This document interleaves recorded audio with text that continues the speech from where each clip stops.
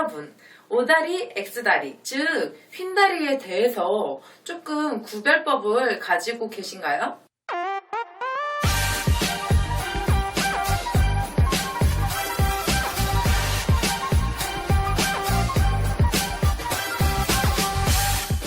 안녕하세요, 형님들. 나연TV의 나연입니다. 반갑습니다.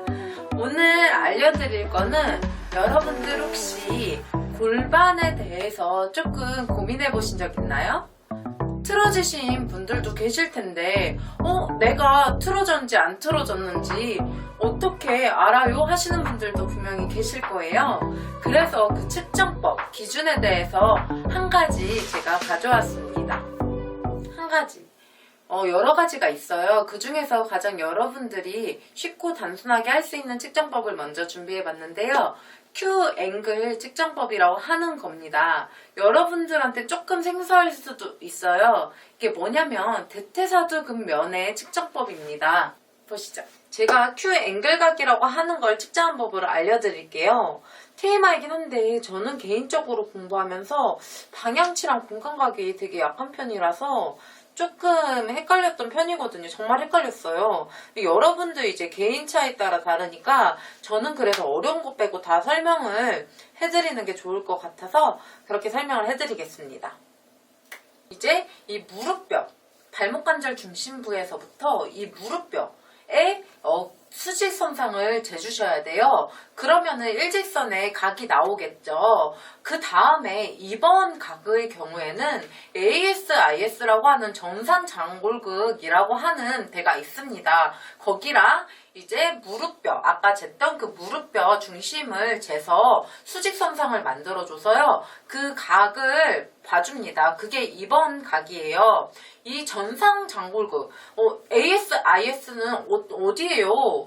여기 막 뼈가 되게 많은 것 같은데? 이러신 분들이 계실 거예요. 그래서 그 부분 살짝 얘기를 해드리면요. ASIS 지점은 여러분들 기본적으로 이렇게 옆에 만지면서 생기는 그 뼈 지점 이런 데가 아니라요. 전면 기준으로 이렇게 만졌을 때 생기는 지점이 있습니다. 만졌을 때 여기 가장 튀어나온 뼈가 있으실 거예요. 거기가 이제 ASIS라고 하는 지점이에요. 그래서 이 1번과 2번 지점 이렇게 수직선상으로 연결을 하다 보면요. 이제 교차점이 생길 거예요. 교차각이 생기는데요. 그 교차각을 한번 재봅니다. 그 각이 이제 여러분들에게 제가 설명드린 Q앵글 각이라고 하는 이제 골반의 틀어짐 기준을 좀 잡을 수 있는 각을 보시게 될 거예요. 이 Q앵글 각의 정상 범위는 대체 얼마일까요? 일반적으로 여성분들이 남성분들보다는 골반이 훨씬 더 넓어요. 여러분들도 아시죠? 그래서 여성분들의 각이 조금 더 큽니다.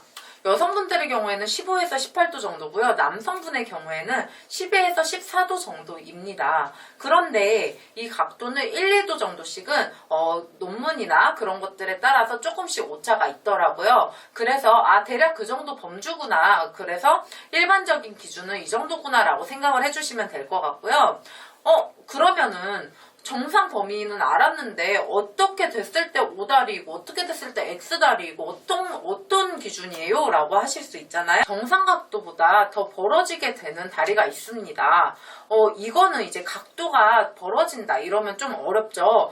숫자가 좀 더 높아지는 경우가 있어요. 각을 쟀을 때. 그러면 그거를 이제 외반수, 무릎이 바깥으로 간 X다리 형태로 많이 봐요. 그리고 반대로 좁아지게 되면은 이제 O다리 형태겠죠. 각도가 정상 범주보다 내려가는 거겠죠. 숫자가 더 낮은 그 각도는 이제 무릎이 안쪽으로 들어간다고 해서 내반슬이라고 합니다. 슬개골에 슬자를 써서. 그래서 그걸 기준으로 좀 봐주시면 될 것 같고요. 뭐가 있을까? 근데 그게 있어요. Q앵글이라는 거는 고관절 경골 그리고 발목의 형태에 따라서 차이가 날 수가 있습니다. 그래서 휘어질수록 좀 더 무릎에도 무리가 가고 다리가 휘어지는 형태가 생기는 건데 이것도 다른 체크 방법이 몇 가지가 더 있어요. 그래서 그 체크 방법까지 같이 합하면 훨씬 더 정확한 측정값을 나타낼 수 있을 것 같아요. 그 측정값은 제가 나중에 좀 더 올려드릴 거예요. 좀 더 전문적으로 하는 거라서. 그래서 다른 분이 이제 같이 자가 체크를 해주시는 방법이거든요. 근데 제가 설명해주는 거 그냥 혼자서도 설명해드릴 수 있기 때문에 나중에 영상을 또 올려드릴게요. 그래서 이 각도가 우선 왜 중요하냐면요. 기본적으로 다리하고 골반이 여러분들이 서 계시거나 앉아 계시거나 또 활동을 할 때 또 기본 지탱하는 그런 역할을 하는 데잖아요. 이 골반이나 다리나 이런 것들이. 그래서 각도란 것에 따라서 전체적인 골반이나 이런 허리나 아니면 뭐 무릎이나 이런 데가 틀어질 수 있는 거고요. 심지어 보상작용으로 이런 어깨나 목 같은 데까지도 영향을 끼칠 수밖에 없는 거예요. 그래서 이 Q 앵글 각도란 거를 기준으로 많이 틀어졌다고 하면은 반드시 교정 트레이닝을 병행을 해주시는 게 좋고요. 교정 트레이닝 어떻게 하는지 몰라요 하더라도요. 기본적으로 이제 내가 어떤 체형인지는 알고 운동을 하시는 게 좋을 것 같습니다. 또 뭐 있지? 그래서 이 부분이 틀어져 있다 하시면 교정이 되는 트레이닝을 반드시 병행을 같이 하시는 게 좋고요. 만약에 7세 정도 이상이다 하시면요. 만 7세 정도 이상이다 하시면 틀어짐에 대한 기본적인 틀은 어느 정도 갖춰져 있을 나이이기 때문에 7세 이하가 아닌 어린 나이일수록 성장기일 때 교정을 해주시는 게 좋습니다. 그러면 이러신 분들이 계세요. 그러면은 7세 이전에는 뭐 건들 필요가 없나요? 이렇게 물어보시는 분들이 계시겠죠? 이거는 만 5, 6세를 기준으로 보시는 분들도 많으시긴 한데요. 사람마다 조금 차이가 있어서 그냥 그 즈음이다라고 생각을 하시고 들어주세요. 그렇다고 해서 너무 어릴 때, 그전 나이대에는 호르몬적인 이유가 아닌 이상은 만 7세 정도 될 때까지는 계속 골반뼈에 있어서도 정상 범위로 가는 과정이 있기 때문에 잘못된 습관 정도만 체크를 해주시면 될 것 같고요. 굳이 따로 뭘 하실 필요는 없어요. 너무 욕심이 생긴다고 해도 이미가 아니죠.